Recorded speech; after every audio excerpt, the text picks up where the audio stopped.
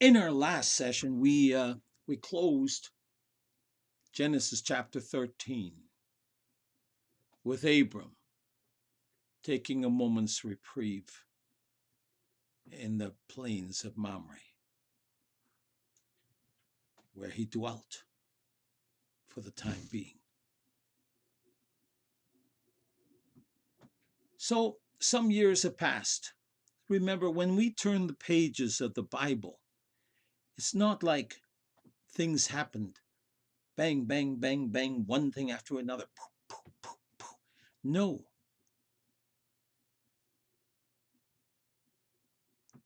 Time moved more slowly than we think. But God wanted to show us the highlights of things that were happening, to teach us how to live, and to give us examples to live by. And Abram was one of those guys. But God showed his imperfections too, didn't he? And that gives me an encouragement, because God sees my imperfections and he still shows mercy and love towards me. But I'm straying from the topic, aren't I? So a few years have passed, and now we start a new chapter, Genesis chapter 14. And we read from verses 1 to 6. And here again, we're going to give a few names. And you'll see in a moment why we do. And it came to pass in the days of Amraphel, king of Shinar, Arioch, king of Elasar, Chorleander, king of Elam, and Tidal, king of nations, that these made war with Bera, king of Sodom, and with Bersha, king of Gomorrah, and Shinab, king of Admah, and Shemeber, king of Zeboim, and king of Bela, which is Zoar. Now, I don't expect you to know where all those are, but these are the city-states that were around the Salt Sea, known to us as the Dead Sea. And I want you to notice something else. Amraphel was the king of Shinar. What's in the land of Shinar? Why, it's the city of Babylon. Man, the Babylonians have been trouble since the days of the Tower of Babel. And they've been trouble against the people of God. So now we continue. All these were joined together in the valley of Siddim, which is the Salt Sea. 12 years they served Chedorlaomer, and in the 13th year they rebelled. Folks, I told you a few years passed. Are we talking about Abram yet? This is the story of Abram after all. But no, let's see how Abram gets involved. And in the 14th year, King Chedorlaomer, and the kings that were with him, and they smote the Rephaims in Ashtaroth Karnaim, okay, and the Zuzims in Ham, and the Emims in Shaveh Kiriathaim. Whew, man, these are some weird names.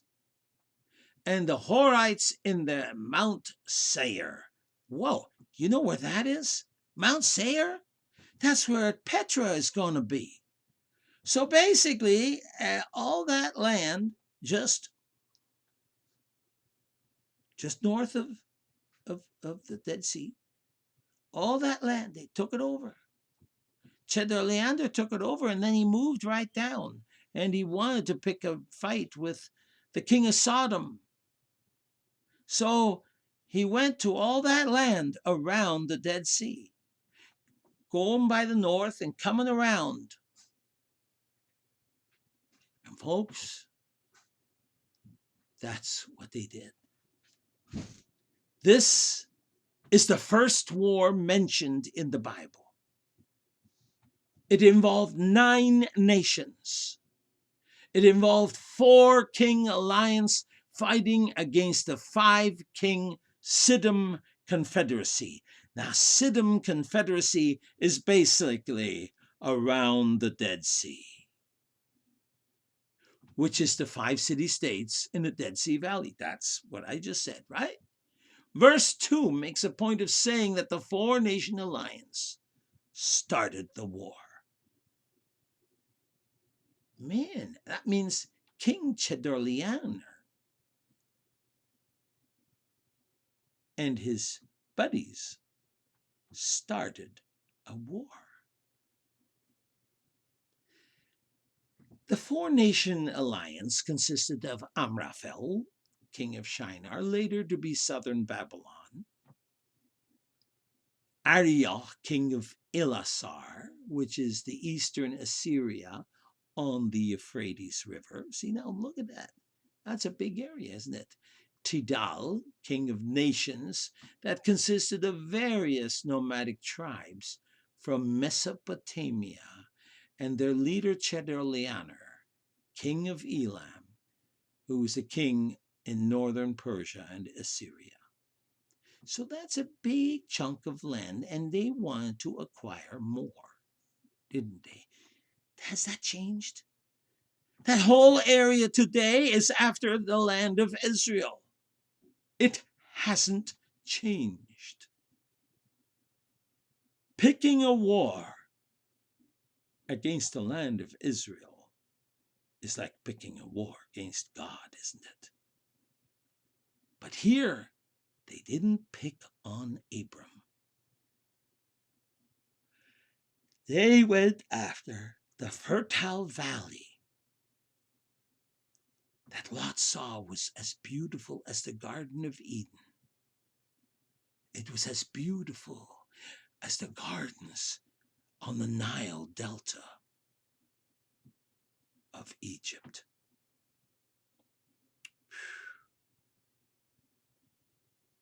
That's what they wanted.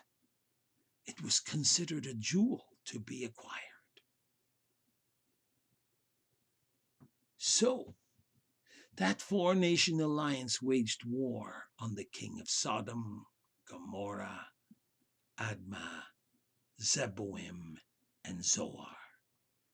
The issue was that these 5 kings, one of whom was left nameless, decided that after 12 years of being ruled by Chedorlaomer, they rebelled. So Chedorlaomer ruled all of those nations, all of them. And that fertile valley said, no, we don't want to be part of you anymore. No, we don't want to be part of you anymore. And Chedorlaomer says, yes, we want you. And if you're not going to be part of us, then we're coming after you. So they rebelled. What we find in verses 5 and 6 is of great interest.